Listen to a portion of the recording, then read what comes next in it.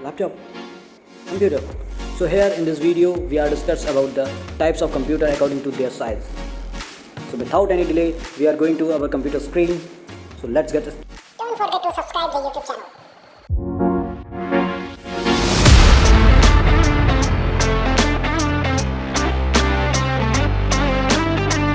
Start करते हैं हमारा आज का लेक्चर, जो कि है टाइप्स ऑफ डिजिटल कंप्यूटर। जो कि हमने पहले देखा था कि टाइप्स बताने वाला हूँ मैं नेक्स्ट वीडियो में। तो types of digital computer on the basis of size, performance and work. अब जिस प्रकार से ये वर्क करते हैं, इनके साइज है या इनका परफॉर्मेंस है, उस हिसाब से कंप्यूटर या डिजिटल कंप्यूटर को कितने टाइप्स में बांटा गया है वो देखते हैं।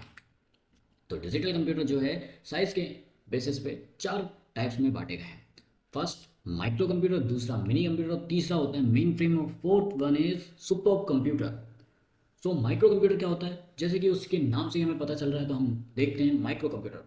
Micro computer computer is a complete computer. एक होता तो कंप्यूटर माइक्रो कंप्यूटर है, पर वह होता कंप्लीट ही है on a small scale, design for use by only a single person और a person at a one times, मतलब एट अ टाइम। ठीक है, एक समय में एक ही पर्सन जिस चीज़ को यूज़ कर सके या जिस कंप्यूटर को यूज़ कर सके उस कंप्यूटर को माइक्रो कंप्यूटर कहेंगे। माइक्रो कंप्यूटर कंटेन करता है माइक्रो प्रोसेसर को। जैसे कि एग्जांपल में हमारा फ़ोन ले सकते हैं हम, जैसे कि हमारा फ़ोन जिसमें माइक्रो प्रोसेसर होता है। मेरे फ़ोन में है डायमेंसिटी 1000। सो आपके फ़ोन में कौन सा प्रोसेसर है मुझे कमेंट में बताएं। तो जैसे कि हमारा फ़ोन एक बहुत ही अच्छा एग्जाम्पल हो जाएगा माइक्रो कंप्यूटर का, वैसे ही हमारा लैपटॉप, पीसी एक्सेट्रा। यहाँ पर लिस्ट भी बताई गई है माइक्रो कंप्यूटर के बारे में कि क्या क्या टाइप्स होते हैं माइक्रो कंप्यूटर के। डेस्कटॉप कंप्यूटर हो सकता है, लैपटॉप हो सकता है, स्मार्टफोन हो सकता है, नोटपैड हो सकता है या नोटबुक हो सकती है, और टैबलेट भी हो सकते हैं। ठीक है, ये सारे टाइप्स होंगे, या फिर बोल सकते हैं ये माइक्रो कंप्यूटर के अंदर ही आते हैं। Some features of the micro computer are, जो कुछ फीचर्स हैं माइक्रो कंप्यूटर के वो इस प्रकार हैं। It is small in size. भाई देखो, हमारा जो फ़ोन है वो स्मॉल तो है ही माइक्रो कंप्यूटर में। जो हमारा फ़ोन है मतलब हमारे जेब में बन जाता है, पॉकेट में बन जाता है, इसलिए स्मॉल है। अफोर्डेबल कॉस्ट का है, ठीक ठाक कॉस्ट होती है इसकी, अफोर्डेबल कॉस्ट का है। अब वो डिपेंड करता है कि किस क्वालिटी का ले रहे हो आप। एप्पल लोगे तो भाई वो महंगा पड़ेगा, बट है तो माइक्रो प्रोसेसर में वो भी। ठीक है, अफोर्डेबल कॉस्ट का होता है। Different software can be run on the micro processor. अब आप इसमें बहुत डिफरेंट टाइप्स के प्रोसेसर को यूज़ कर सकते हो आपके फ़ोन में, जैसे कि Kine Master, YouTube, Instagram, WhatsApp etcetera, using by a single user. अब जो माइक्रो प्रोसेसर है या माइक्रो कंप्यूटर है, वो उसमें माइक्रो प्रोसेसर होता है और वो सिंगल पर्सन, एक पर्सन ही एक बार में यूज़ कर सकता है, एक टाइम में एक पर्सन यूज़ कर सकता है। जैसे कि हमारे पास फ़ोन है, हमारा फ़ोन हम यूज़ करते ज़रूर हैं, हम हमारा फ़ोन यूज़ कर रहे हैं, फिर पापा को हम दे रहे हैं हमारा फ़ोन या मम्मा को दे रहे हैं, जिसको भी दे रहे हैं, वो एक टाइम में तो नहीं दे रहे हैं ना, थोड़े टाइम बाद दे रहे हैं, उसी टाइम में, मतलब दोनों एक साथ यूज़ नहीं कर सकते। Mostly micro computer are portable, बहुत ही पोर्टेबल होते हैं, मतलब इनको कहीं भी ले जा सकते हैं बिल्कुल। प्रोड्यूस लेस हीट, हम इससे बहुत ही कम हीट प्रोड्यूस करते हैं। अब भाई वो डिपेंड करता है, आप गेमिंग ही मतलब बहुत ही छोटा चीज़ ले रहे हो और बहुत ज़्यादा गेमिंग कर रहे हो तो वो हीट करेगा। फिर एज कंपेरेटिवली बड़े बड़े कंप्यूटर से ये कम हीट प्रोड्यूस करता है, इनमें फैन छोटे होते हैं, सभी चीज़ छोटी होती है, इसलिए no need well training for using it. यहाँ इसमें कोई भी ट्रेनिंग की यूज़ नहीं होती, क्योंकि हमारे फ़ोन को चलाना हमको किसी ने नहीं सिखाया, हम ऑटोमेटिकली सीख गए हैं। थोड़ा बहुत इधर उधर से देखा और सीख गए हैं। कुछ टर्म्स होती हैं जिन्हें सीखना पड़ता है। लेस प्रोसेसिंग पावर, कम पावर में प्रोसेस कर लेता है। फिर हम आ चुके हैं हमारे मिनी कंप्यूटर पर। Mini computer that was smaller, ये स्मॉलर भी होता है, लेस एक्सपेंसिव भी होता है, लेस पावरफुल भी होता है। और किससे लेस पावरफुल या लेस एक्सपेंसिव या स्मॉलर होता है? मेन फ्रेम और सुपर कंप्यूटर से, but more expensive and more powerful than the personal computer और a microcomputer. Microcomputer और पर्सनल कंप्यूटर से बड़ा और एक्सपेंसिव भी होता है। यहाँ पर दिखाया गया है PDP.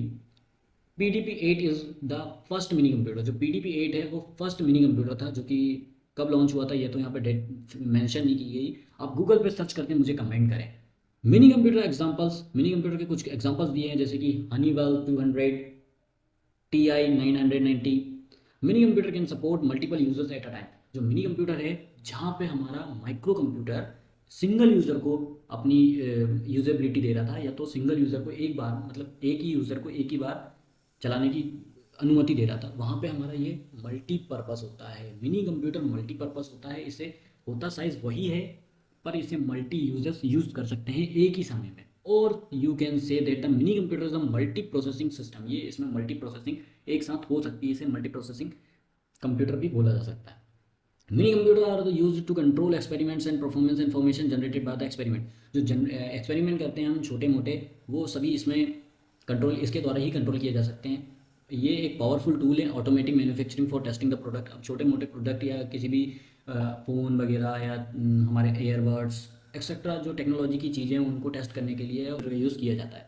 They also can be used for controlling machine such as large planes and ships.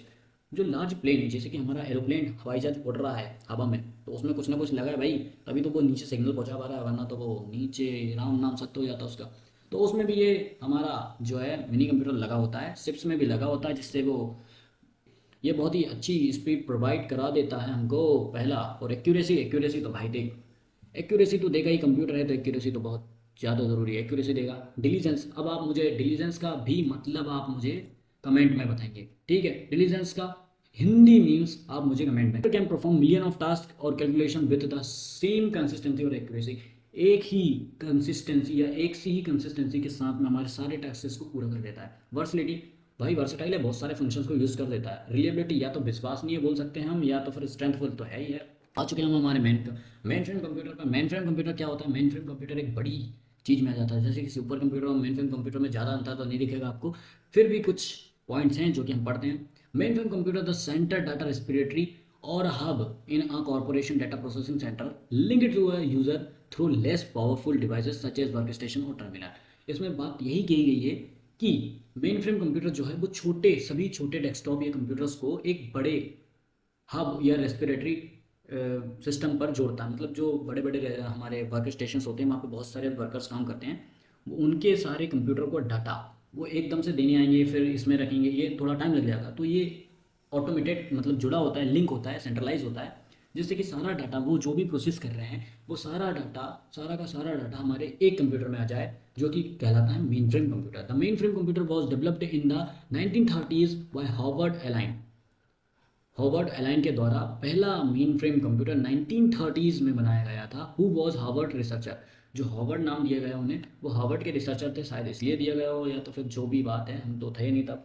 Features of main frame computer के कुछ बहुत ही खास फीचर्स। डेटा वेयरहाउस सिस्टम, भाई जैसे कि मैंने बताया आपको कि ये सारे डेटा को रख सकता है अपने अंदर, तो ये वेयरहाउस बन गया। जैसे कि हमारे गेम के वेयरहाउस होते हैं, वैसे ही ये भी डेटा का वेयरहाउस हो गया। प्रिजर्व ऑथेंटिकेशन एक्सेस परमिशन, भाई सिक्योरिटी, इतना सारा डेटा रखा है, जैसे कि हमारे गेम के गोडाउन में हम देख सकते हैं वहाँ पे एक सिक्योरिटी गार्ड या कैमरा वगैरह होते हैं, वैसे ही यहाँ पर भी सिक्योरिटी एक्सेस, यहाँ पे तो गार्ड खड़े कर नहीं सकते डाटा के सामने, तो यहाँ पर कुछ लॉक्स वगैरह होते हैं, कुछ ऑथेंटिकेशंस होती हैं जो लगी हुई होती हैं सिक्योरिटी पर्पज़ के लिए। अलाउड प्रोसेसर टाइम फ्रेम, मतलब जो टाइम है वो मतलब एक पर्टिकुलर टाइम में बहुत सारी एलोकेशन प्रोसेस कर सकता है ऐसा। अ main frame computer is huge integrated machine with a large amount of memory storage capacity and high and processor. बहुत तगड़ा प्रोसेसर होता है इसमें, भाई गेम वगैरह तो हो ही नहीं सकते इधर, गेम से तो बहुत ऊपर वाली बात चल रही है। ग्रेट अमाउंट ऑफ मेमोरी तो बहुत ज़्यादा, जैसे कि बता ही रहा हूँ मैं, बहुत सारे कंप्यूटर कनेक्ट होते हैं तो मेमोरी तो क्या ही होनी है, आप समझ ही सकते हो।